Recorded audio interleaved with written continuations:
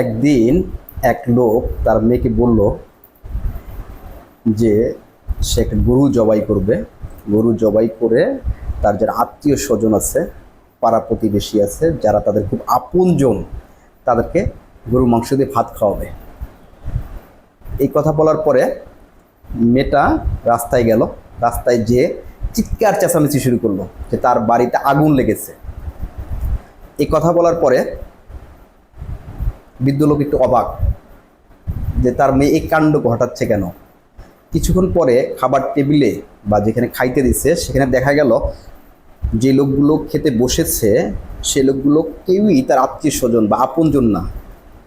তখন বৃদ্ধ লোকটা তার মেয়েকে জিজ্ঞাসা করলো যে আমি তো তোমাকে বলেছি যে আপনজন যারা, আমাদের যারা আপনজন তাদেরকে তুমি দাওয়াত খাওয়াবা।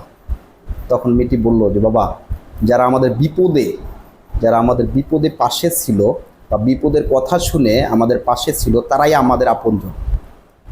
এই গল্প থেকে আমরা কি শিখলাম?